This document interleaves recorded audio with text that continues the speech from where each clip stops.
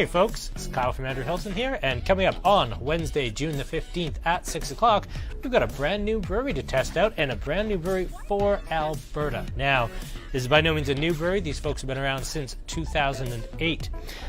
This is Brasserie Corsaire, which is out of Lévis, Quebec, which is directly across the river from Quebec City. They've been around since 2008, and they're a little bit interesting. Their founder actually spent his time in England learning the brewing trade, so all of their beers are very English tradition, English influenced, and yet they're in Quebec.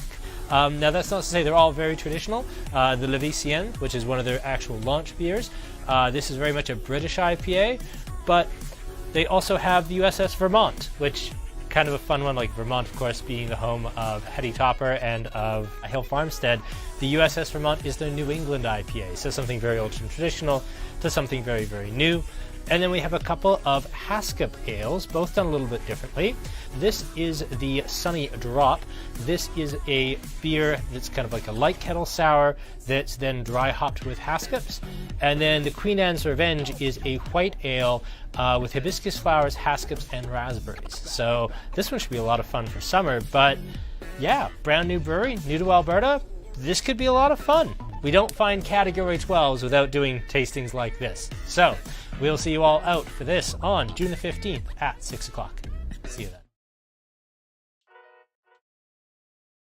Hey everybody, Kyle with Andrew Hilton Wine and Spirits here, and we are here to do a tasting of Corsaire out of Lévis, Quebec, which is one of the cities very close to and kind of metro Quebec City. Now, if anyone from Corsaire is watching this and is horrified that I'm wearing the jersey of the team that stole the Quebec Nordiques, rightfully so. Yeah, fair ball. This is wildly inappropriate, and I didn't realize it until about 20 minutes ago. But I also really want the Avalanche to beat the Tampa Bay Lightning, so I'm also cheesed that I can't watch Game 1 because, you know, I'm doing this, so I'm not really taking it off. So here we are. And let's talk a little bit about Corsaire. Now, they are founded in 2008, as I said, in the city of Lévis, Quebec. Now, they call themselves a pirate-themed brewery. Now, I find them very interesting because their original brewmaster is still very much in that traditional British style. And we'll get to that when we get to the Lévisienne IPA, which, holy hell, is this a traditional British IPA? Usually when I see British IPA or English IPA, it's code for, oh god, our IPA just isn't good enough. But maybe if we call it a British IPA, people won't notice it. Let's just assume it's traditional instead of terrible. And Mill Street, this is very much a call out in your exact direction. Do better. But yeah, this is actually very, very good. But that's not where we are starting. We are going to thank you, Tyler. Go Avs indeed. But we're going to start here with the Sunny Drop, which is a Haskap ale. Now, I believe I originally called this a Haskap sour. I believe that was how it was originally sold to me, but I tasted this a couple of minutes ago. This doesn't taste particularly sour to me. Like, this tastes, to me at least, like a vastly better version of Fernie Brewing's What the Huck. Now, I don't really hate, a Fernie What the Huck, except for the fact that I hate how it tastes and smells and everything else. I like the packaging. I don't know. I've always found that Fernie What the Huck, the fruit is very much in the background, where I feel like it should be big and powerful and in your face. And this one is. Like, I get the Haskap right away. I get this bright berry characteristic. I get this lovely tart, pardon me, I get this lovely tart cranberry. I get this really nice cherry. I get something in that red Jolly Rancher red licorice family. Excuse me, apparently beer tastings make you gassy. Who knew? What the Haskap? Yes, much better. Yes. Sorry. I'm fucking this up for Aaron and Sky really badly, apparently. But there we go. We get the nice, lovely pinkish glow.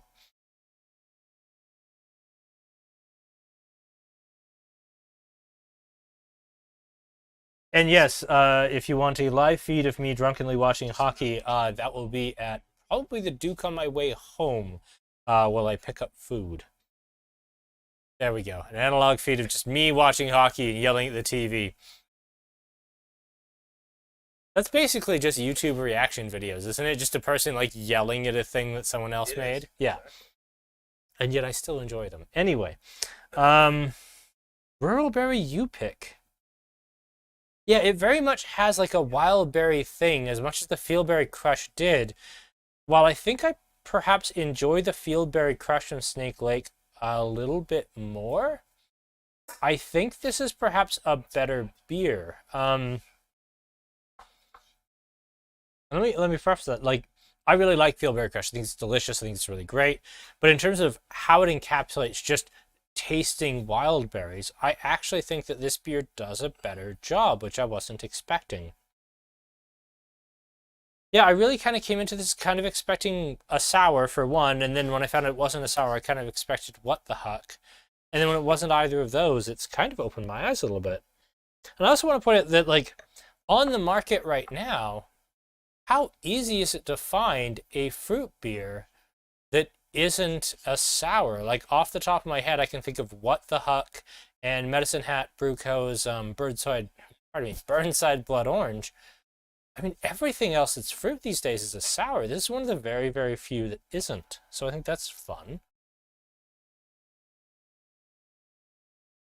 Yeah, I'm happy with the tartness too. This is a very fun, yeah, it's a nice, pleasant berry experience. This is good. Yeah, it's also dry, and I think the base beer is also really pleasant. Like, I'm sure the base beer for this is actually quite boring, but most of it's in French. Oh. I mean, it is from Quebec. Well. There you go. Guy. French immersion. I mean, I can generally read French, but yeah.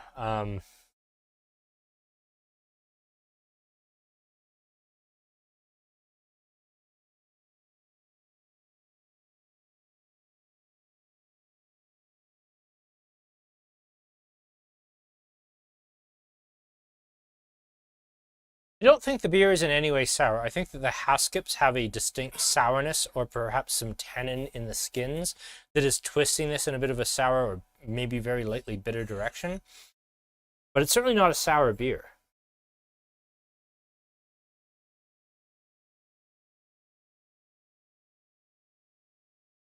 How is this made? Well, they do say that it's kind of dry hopped with Haskap. So I assume it is made to a finished beer. And again, I'm not wildly familiar with them. These are most of the range in Alberta.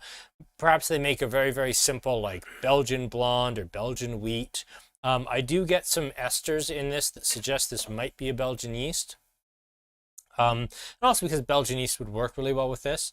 But I think it starts out as a very simple base beer, and then it is dry hopped or just dipped with a whole bunch of Haskaps after fermentation, because fermentation is a very hot, very messy, very foamy, very delicate flavor destroying process, which is why dry hopping actually came about in terms of making IPAs and other beers, is that a lot of those delicate characteristics that you've so carefully dialed in your boil so that you'll only just lightly dip the hops in the boiling water right at the end just to preserve the ethereal nature of Cascade or Centennial or something else.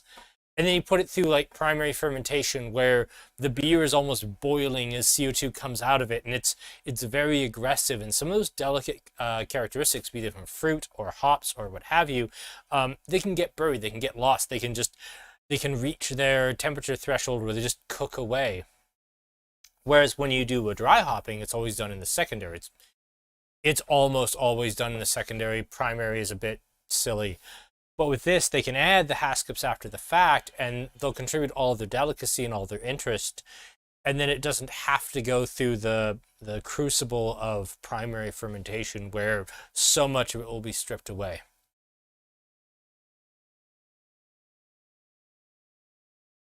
It does kind of finish a little bit like soap berries, and that's not a criticism necessarily. And by soap berries, I mean the things you walk by in like bulk barn, and they have the big bins of soap berries, and they smell incredible, but they do smell very soapy. There was just something at the very end of this, which is part of why I'm leaning towards the Belgian yeast, is that can come off like these soap berries.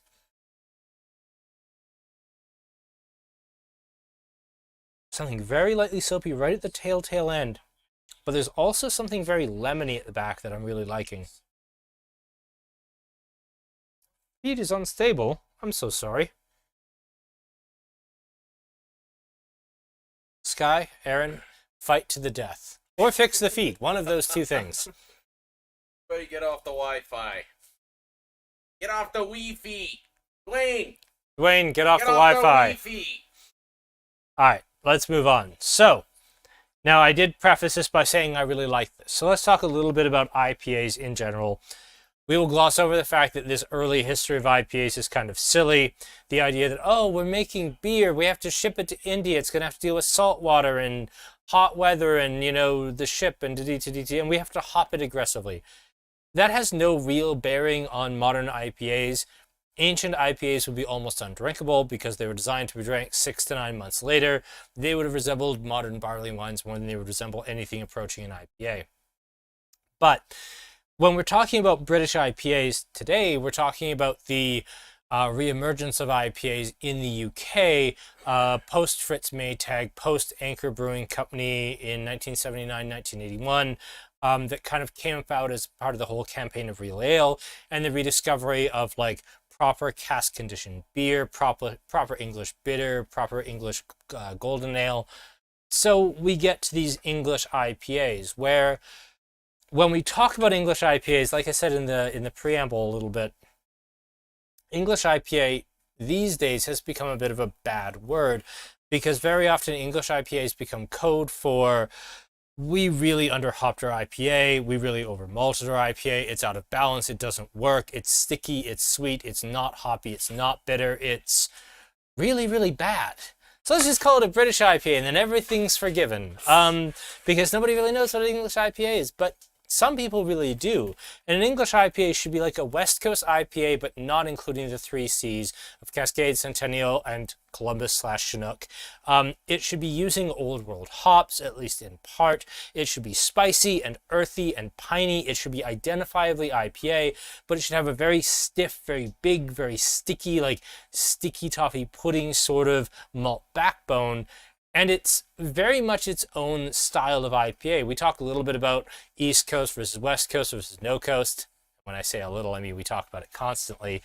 English IPA is very much its own thing, but unfortunately we don't talk about it very much because so often it becomes shorthand for a brewery saying, well, we fucked this up, let's call it an English IPA, because nobody knows what those are. I like English IPA when it's done very, very well, which probably the first one I've had in quite a long time that I thought was actually done that way. And well, I mean, it depends how you define an IPA there, Eric, about living up to the preamble.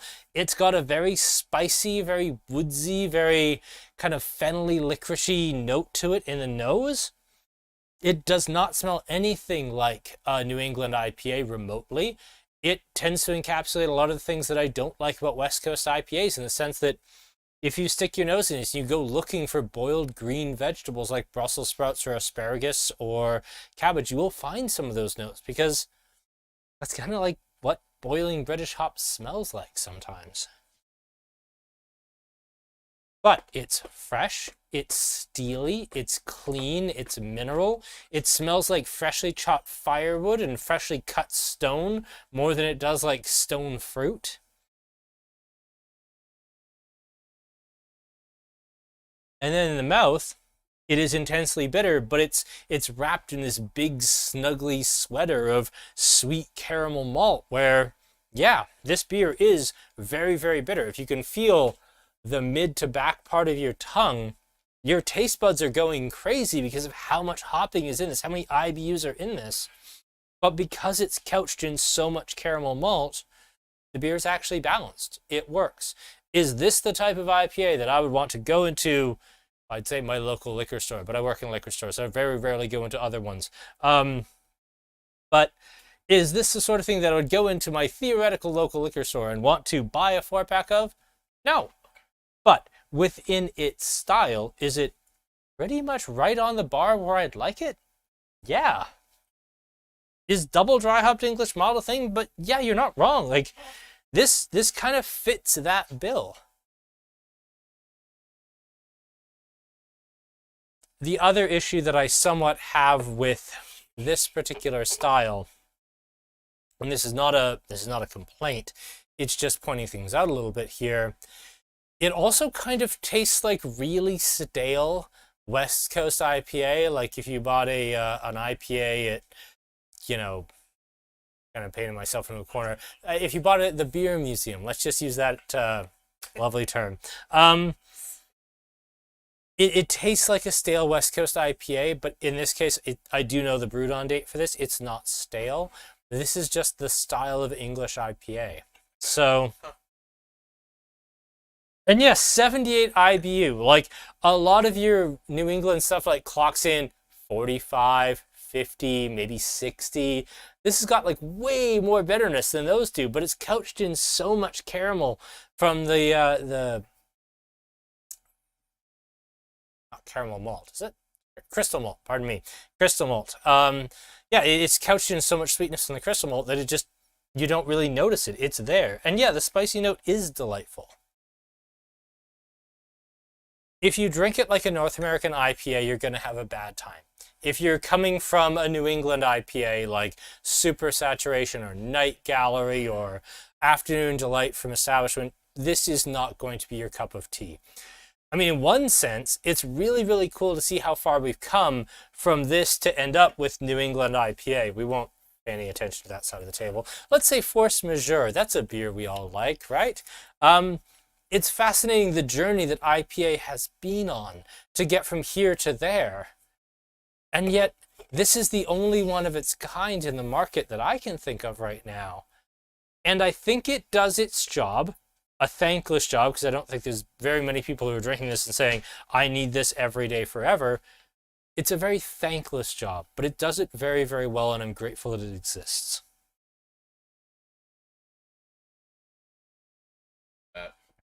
Get savoriness. Soy sauce, yeah, like soy. You know, now that you mention it, I get that too. That, yeah, I don't know if it's nuttiness to me more than it is like umami, but yeah, it's right there, and it's like a salty nuttiness. It's very interesting.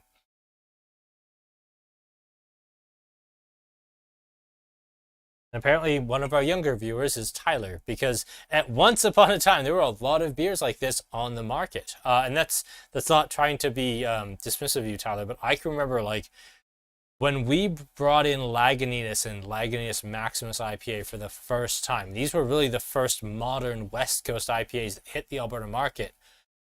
I won't say all of our IPAs were like this, but all of our IPAs were kind of like Tree Hophead, Central City Red Racer IPA.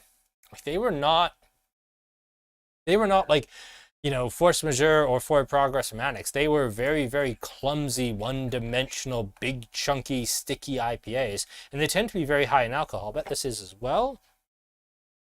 It tastes stronger than it tastes stronger than 6.2, doesn't it? It seems bigger.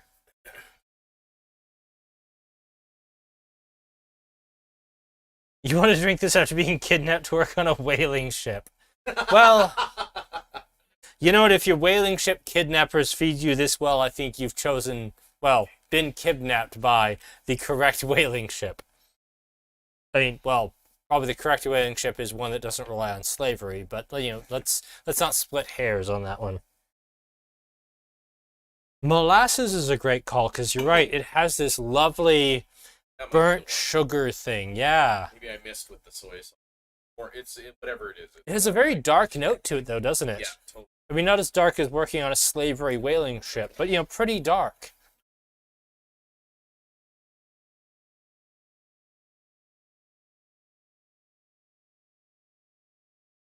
See, Craig, I liked those IPAs. I liked those big, chunky, stinky. I liked that style. That was what I cut my teeth on with IPAs. And I know we did the whole you can't go home again experience so many times. We did it with AleSmith. We did it with Hophead. Well, I don't think I've ever done it on the channel, but I've done it with Hophead because Hophead's now its own separate brand of IPAs owned by Big Rock, and they're all equally terrible, although they are distinct from each other in theory. I've tried it with Central City Red Racer with all of you folks where it just didn't taste right anymore. I still like West Coast IPAs. I really do. But I'll admit, as much as I keep beating that drum, this is not going down as quickly as many other things. This is not a beer that you can like... I look at that and I say, oh, could I just crush that and move on to the next beer? No, I don't think I could. I think I'd die. It's a lot of beer.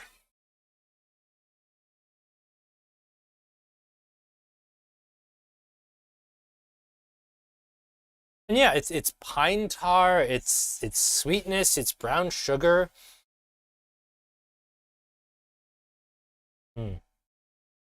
This also has a very specific yeastiness about it that I really like. Now let's talk a little bit about yeast in IPAs. When we were talking to Rupert about the practical theology, he was talking about a new yeast they just developed to work with the thiols and increase, or I keep calling them thiols. Apparently they're actually thiols, to work with the thiols to amp them up to make them taste more present. There aren't a lot of yeasts, at least used for IPAs, that are really designed to taste yeasty, so to speak. They tend to be there to increase the hops or to, at bare minimum, just fade into the background so they're not really present in the mouth. With this, they're very clearly using a very big, very flavorful British yeast, and it really shows up in the mouth. This is a very, very yeasty beer in a style where the yeast is designed to either accent the hops or just not be there.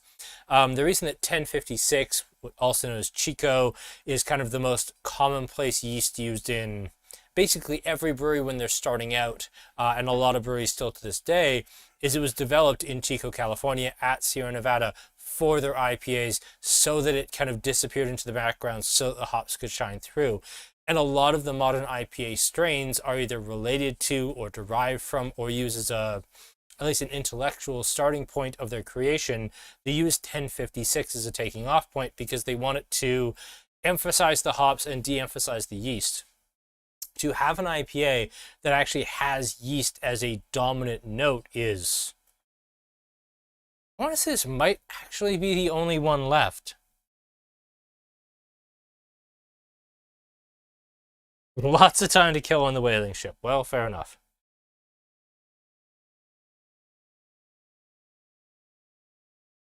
Well, that was fascinating. I don't know where it's going to finish in my rankings. I'm really glad it exists. I don't know if I'm going to bring it in. No, obviously, if everybody puts it as the #1 beer, it's going to get brought in. Obviously, that's how these things go. But what a fascinating artifact of a time kind of long past in terms of my own personal history with IPAs and my own personal history with beers. So, okay, we've got this time capsule, and then they released a limited edition, look, we can do New England IPAs too. I really hope this rules, because coming right on the heels of that, it kind of has to, because, well, it is promisingly hazy, I'll give it that. Let's see how this goes. Now, USS Vermont, of course, is a joke. Vermont was the home of New England IPAs between Alchemist and Hill Farmstead, who kind of created the style in about 2010-ish. Okay, it's kind of still coated with the other one. We have a brewed on date on this? And those are all mixed up, so we can't really know what the brewed on date is from the 4-pack toppers. Because they could be from any of the beers. Is it on there though? Yeah.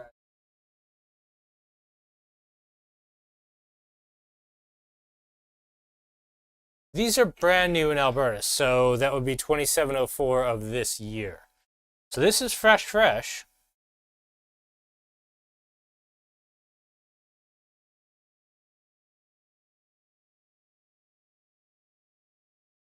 That, maybe that flies in Quebec, but that ain't gonna fly in Alberta in a world with supersaturation. Where are my Eric glasses? Yeah, Aaron, where are my Eric glasses? Oh, geez. Well, I mean, we. No problem. This is entirely my fault, but I'm putting it on Aaron. Yeah. Color. Oh, yeah. Would you grab me 4 Scotch glasses, please, Scott? Thank you. And yeah, it is more yeast forward, and it's also a little bit skunky, and I don't know, this is a little disappointing. I don't feel like this really encapsulates what I like in a New England IPA. I mean, I love the charming name of the USS Vermont. I think that's cool. But also, A+ pours for all of us on these beers that are 100% head. Yeah, we did a great job. Yeah, great job, everybody.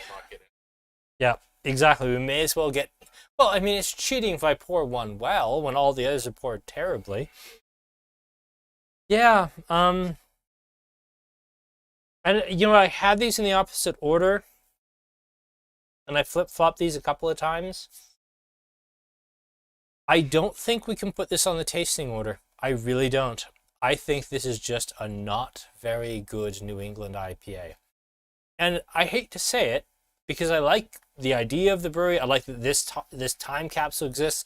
I like this better What the Huck version. This just doesn't do it for me. Yeah. No, and I don't think it's just about following the order, Eric. Like, yes, this isn't great after this. I also don't think this was particularly great after this. I think this is just not a great New England IPA. And we could try and put it on a lot of things. It's not on freshness. We looked at that. Maybe go back to it. We can go back to it if you like. I don't think it's going to get a lot better. And yeah, it smells funky. It smells lightly metallic. And it's quiet. I mean, you compare this against something, even something pretty basic. Like, I don't want to call like Super Saturation basic because it's the best-selling IPA in Alberta. But like, you compare this to Superset, and Superset's rich and it's weighty, and you always want another one. This just, I'm completely satisfied with what I have in my glass. I wonder how much more the color glass can take so I don't have to drink it. There we go.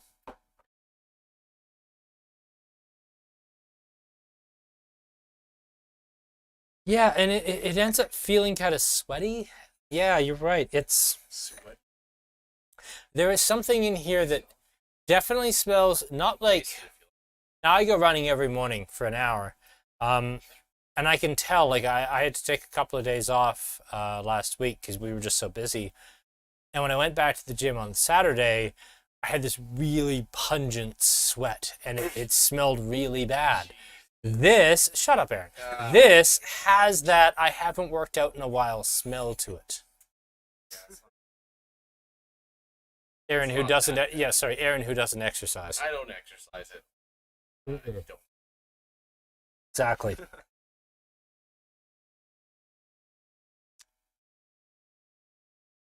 A hockey bag. Yep, a hockey bag. Oh, Tyler says his date is April 27th, 2021. No. I think maybe that is actually April 2020. It does say 21. And this makes me really angry because these were on the brand new arrivals list for Liquor Connect. They just goddamn got here. This is AleSmith all over again.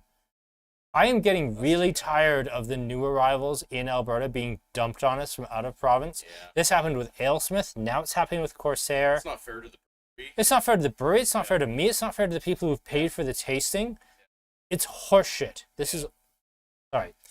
Now that I look at a different can, actually, The had was all swatched. Oh, yeah, okay. I Yeah. saw 20. No, so we can't really say one way or another on this because I don't want to put it on the agent, but this is maybe why the agent didn't call me back when I said, hey, can we do a tasting? Would you like to be our guest? Right. Maybe this is why the agent wasn't willing to call back and say, hey, yeah, I'll be your guest. Yeah, no, go ahead. Yeah, by all means.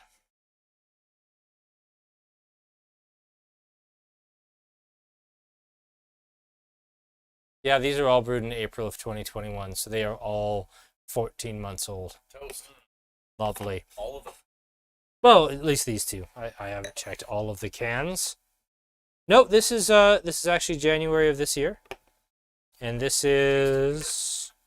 It tasted fine.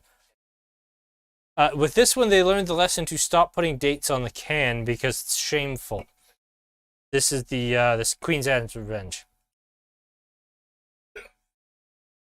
Does it? What? Okay, so yeah. Bad cans that are out. Well, that's half the tasting. I mean, that's a nice way of saying it's only 2 out of the 4 are out of date, but it's half the tasting stale dated. That's frankly shameful, and I do apologize. We bought these off of the brand new in Alberta list, which is a real list, like from our supplier, the Alberta Gaming Liquor Commission. Like sometimes when we're really like hard up for a tasting, we go into like, hey, what's new? What are these new breweries that just came into Alberta? And it's like, oh, cool, Corsaire, they just got here. Hey, they're kind of famous. They're in Quebec City. People really like them. These sound great. They just got here. They should be fresh. And then the shit they shipped to Alberta was 14 months old. Thanks, Corsaire. Bottom of the pile. Well, this is the problem with buying from one supplier and everything being a monopoly is, you know, a different agent that doesn't buy stale dated beer can't bring in Corsaire because you only get to have one agent per SKU with the AGLC, and there can't be a different supplier on the whole where everything comes through the AGLC for this. Like, I'm frustrated. I hate this. I put a lot of time and a lot of pride into doing these, and I feel sabotaged in a weird way by someone else's incompetence when I don't have access to the brewed on dates or anything online. It's just like the name of the beer, the cost of the beer, the order number of the beer, and if you're very lucky, a picture of the product. And that's what you get. How about a promo for...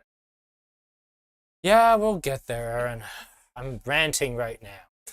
But we're not going to talk about next week first. First, we're going to talk about this Friday because we are doing a fundraiser tasting along with Rotary Club Lethbridge and Adaptable Outdoors and Annex Brewing. Many people involved, many cooks in the kitchen.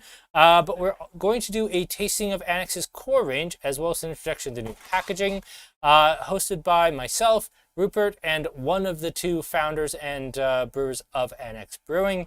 And it's going to be a lot of fun. Like, All of the proceeds going to charity. Tickets are $30. We still have the 4-packs here in the store, at least a flat and a half left, and once those are gone, they're gone. We're going to do Good Authority, Forward Progress, Force Majeure, Idle Hands. It's the core range now. Obviously, the... wow, what the hell was the other one called? Meets and Bounds is no longer actually in the core range, but the new core range with the new packaging, side by each, good guests, good charity, good cause, good time, Friday night.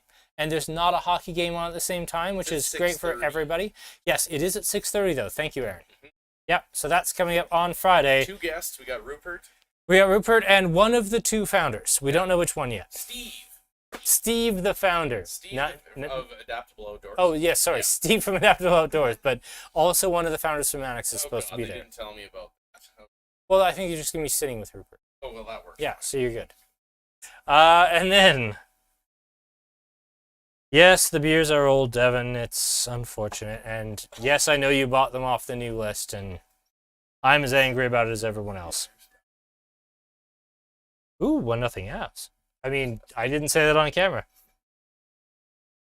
Yeah, 19-4-21. It's... I'm really disappointed in that. And yes, it's all going to be via... all of our guests are going to be via Zoom. We'll have Rupert and one of the Annex folks, or one of the Annex founders via Zoom from Calgary. We'll have Steve from Adaptable Outdoors live from somewhere in the Crow's Nest Pass, Pincher Creek, maybe? Claremore, maybe? Can't remember. And yeah, no, dude, I get it. I've already been through this. Like, these were on the brand new beers list, and we got screwed on them, just like we did with the AleSmith. And to a certain point, just like we did with McKellar. Like, it's nonsense. This is ridiculous. No, not all of them. The 2 non-IPAs, aka the ones that probably don't need to be the freshest, those were brewed this year. Those are from January. The 2 IPAs are April last year. Yep. Yep. It's great. So, next week, well, when we finished last week, Dwayne came over. And Dwayne gave me a little piece of paper and said, you know, Kyle, contrary to what you said, we actually could do a black IPA tasting. There are, in fact, 4 black IPAs available in Alberta on Liquor Connect. Yeah? Sure are, Dwayne. Sure fucking are. So we are going to do a black IPA tasting. Good for us. I'm real excited about it.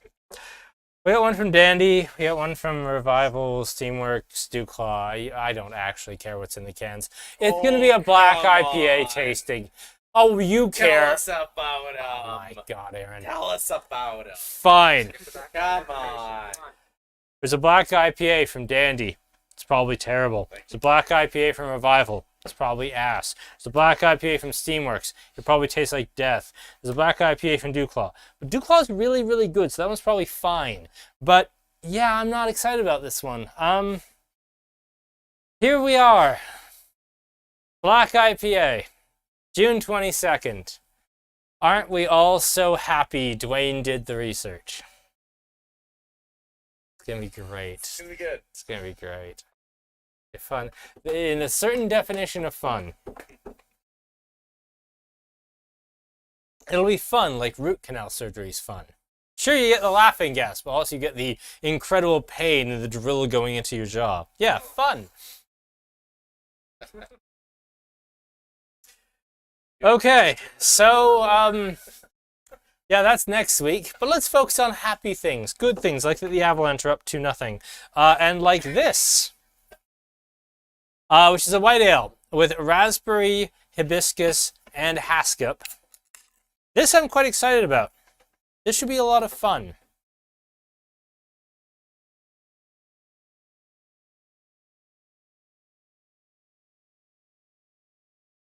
Color. Very fun color. Very cool beer. I'm hoping it's going to be big and loud and crazy. This is the beer that you may have noticed it was the only one I opened. We were setting the tasting order for these 3, and then we realized it was like 5:59, and we kind of had to like go. So yes, This kind of got tacked on at the end, and well, black versus white IPA. I think black versus white versus West Coast versus New England would be really fun. The issue is white IPA is still just barely out there. It'd be fun to find one though, because there's got to be someone cool doing a white IPA. Actually, you know what? We might just wait till someone we know and is cool does a white IPA, then find a black IPA. And again, West Coast and East Coast are easy to find.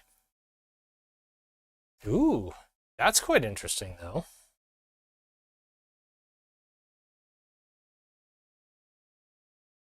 Oh, I like that. Oh, in the mouth, it's even better. Okay, that's really nice. Probably really high in alcohol too, isn't it?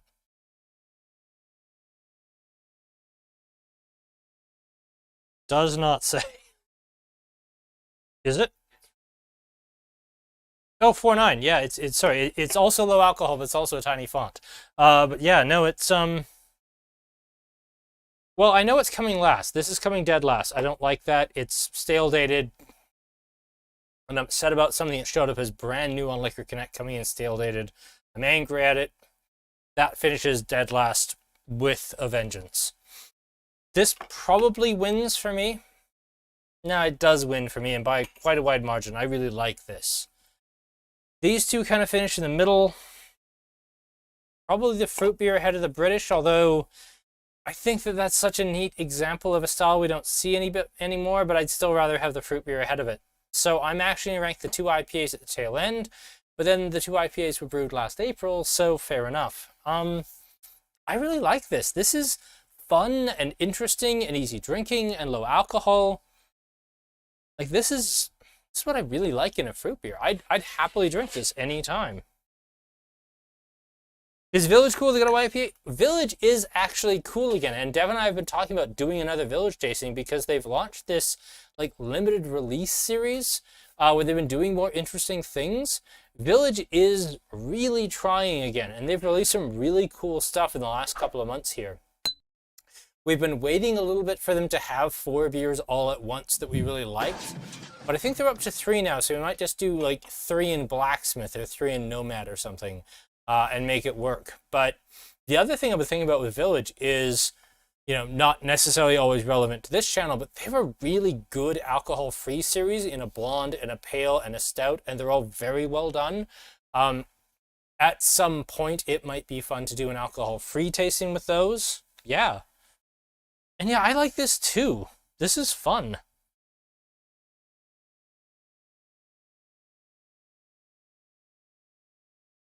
So, bit of a shorter one tonight, but mostly because I'm upset at these for being stale dated despite being brand new to Alberta. So, next week, Black IPA. Don't miss that one. That one's going to be hilarious. Don't miss Friday night. 2 guests from Annex, Steve from Adaptable Outdoors. Going to be a really fun night. How do you get tickets? Tickets for that are sold right here at the store for $30. You pay us $30, we give you some beer, and all proceeds go to Adaptable Outdoors. So, pretty straightforward. We were selling like tickets in advance to D2D. Now the easiest way is to just pick it up here because we are 48 hours out. Anyway, thank you all so much for tuning in. I'm Kyle. It's been Aaron and Sky and Ethan in the background.